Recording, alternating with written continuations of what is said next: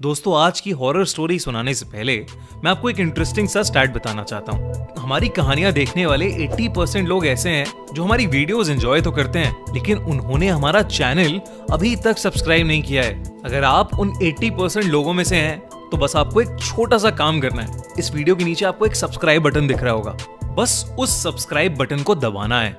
बस इतना सा काम करना है आपको, और लगे हाथों बेल आइकन भी प्रेस कर देना, ताकि हमारी लेटेस्ट वीडियो आते ही आपको सबसे पहले पता चले।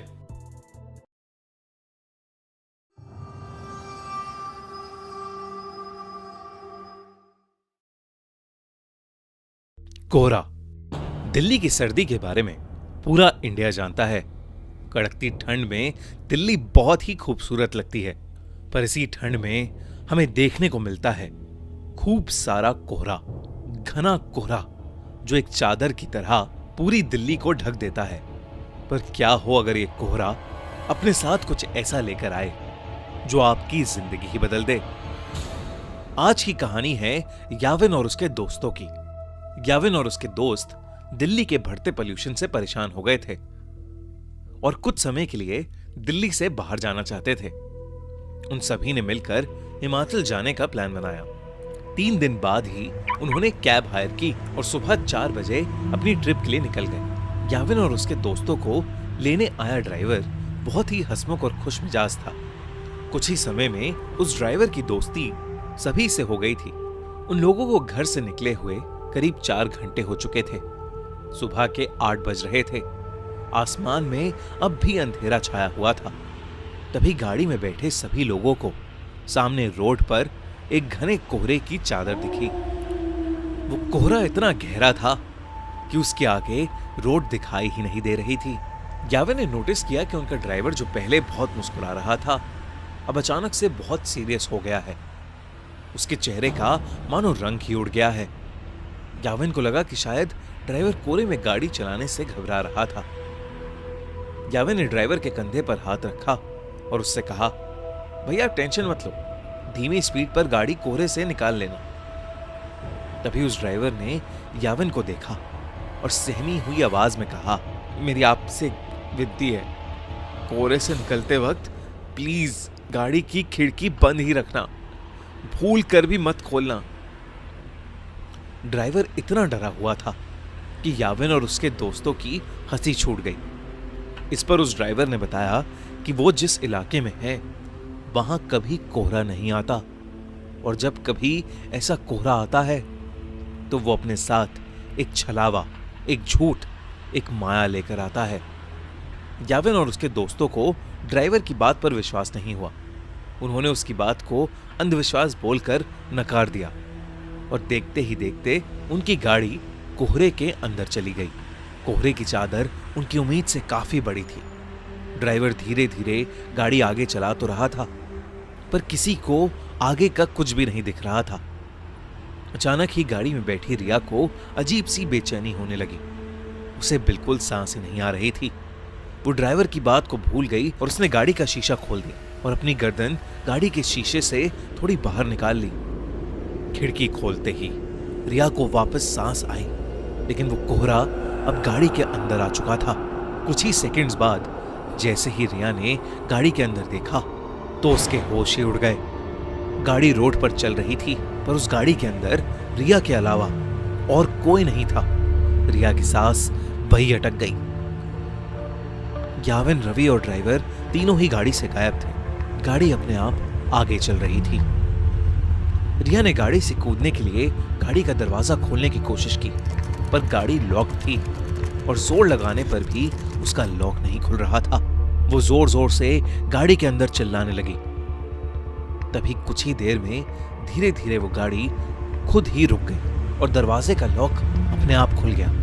रिया ने बिना कुछ सोचे समझे गाड़ी का लॉक खोला और गाड़ी से बाहर भागने लगी, पर उसे अपने आसपास घने कोहरे के अलावा और कुछ भी नहीं दिख रहा था। रिया चिल्ला चिल्ला कर मदद मांगने लगी। उसका दिल अब उसके शरीर से बाहर आ रहा था कि तभी उस कोहरे में कुछ दूर पर उसे एक काली परछाई दिखी जो एक बहुत ही बड़े आदमी जैसी लग रही थी। रिया मदद के लिए उस आदमी की तरफ भागने लगी, पर भागते हुए उसने ये देखा कि वो परछाई के करीब पहुंच ही नहीं पा रही है। वो परछाई हमेशा उतनी ही दूर होती जितनी पहले थी। इससे पहले रिया कुछ भी समझ पाती, उसे महसूस हुआ कि जैसे उसके पीछे कोई खड़ा हुआ है। रिया अब इतनी डर चुकी थी कि उसके अंदर पीछे मुड़ने की भी हिम्मत नहीं थी। पर हिम्मत करके जब रिया ने पीछे देखा, उसकी रूह कांप गई। रिया के पीछे एक 12 फीट लंबा काला साया था। लंबे काले साये को देखकर रिया बुरी तरह कांपने लगी। तभी अचानक रिया को पीछे से एक बहुत जोर का धक्का लगा और वो नीचे गिर पड़ी। ग्याविन, रवि, वो ड्राइवर और रिया अब भी गाड़ी में थे। रिया ने जैसी वो खिड़की खोली थी, वो बेहोश हो गई थी। उस ड्राइवर ने उसके बेहोश होते ही रवि को जल्दी से वो खिड़की बंद करने को कहा। ग्याविन और रवि रिया की हालत देखकर उसे जगाने की कोशिश कर रहे थे और ड्राइवर बस बार बार एक ही चीज बोले जा रहा था, गाड़ी की खिड़की नहीं खोलनी चाहिए थी, नहीं खोलनी चाहिए थी गाड़ी की खिड़की। ग्याविन को अब ड्राइवर पर गुस्सा आने लगा था। उसे लग रहा था कि वो ड्राइवर एक मेडिकल इमरजेंसी पर वहम की पट्टी चढ़ा रहा है। ग्याविन बस वहां से निकलकर रिया को हॉस्पिटल ले जाना चाहता था। ग्याविन ने ड्राइवर को गाड़ी तेज चलाने के लिए कहा।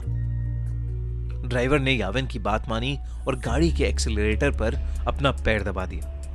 लेकिन कुछ ही सेकंड्स में अचानक से गाड़ी के सामने एक लड़की आ गई और इतनी तेज स्पीड होने की वजह से गाड़ी उस लड़की से टकरा गई। उस लड़की के टकराने के बाद ड्राइवर ने गाड़ी वहीं रोक दी। अब याविन और रवि की सांसें वहीं अटक गई थीं। याविन तुरंत गाड़ी से उतरकर उस लड़की को देखने गया। उसने देखा कि एक लड़की खून से लथपथ रोड पर उल्टी पड़ी हुई थी। याविन ने जैसे ही उसकी शक्ल देखने के लिए उसे पलटा, उसका दिल दहल गया। वो खून से लथपथ पड़ी लड़की कोई और नहीं बल्कि याविन की दोस्त रिया थी। याविन को कुछ समझ नहीं आ रहा था क्योंकि रिया तो उसके साथ गाड़ी में थी। याविन दोबारा गाड़ी की ओर गया और उसने देखा कि पूरी गाड़ी बिल्कुल खाली थी। गाड़ी के अंदर और कोई भी नहीं बैठा था। याविन को कुछ समझ नहीं आ रहा था। वो बहुत ज्यादा डर चुका था। याविन ने रिया की बॉडी को उठाकर गाड़ी में रखा और खुद ड्राइवर सीट पर बैठकर गाड़ी को चलाने लगा। याविन उस घने कोहरे में बस तेजी से गाड़ी चला रहा था। तभी उस चलती हुई गाड़ी के सामने वही 12 फुट लंबा काला साया आ गया और याविन का गाड़ी की स्टीयरिंग पर से कंट्रोल बिगड़ गया और वो गाड़ी रोड के एक साइड के एक पेड़ से जाकर टकरा गई। अगली सुबह उनकी गाड़ी एक पेड़ से टकराई हुई मिली जिसमें ड्राइवर, याविन, रवि और रिया थे। वो चारों उस कोहरे की रात जिंदा तो बच गए, लेकिन यावी के सर पर चोट आने की वजह से उसका मानसिक संतुलन बिगड़ गया और रिया को इतना गहरा सदमा लगा कि अब उसे हर जगह सिर्फ वही काला साया दिखता है। अगली बार कोहरे में जाओ तो अपनी गाड़ी की खिड़की कभी मत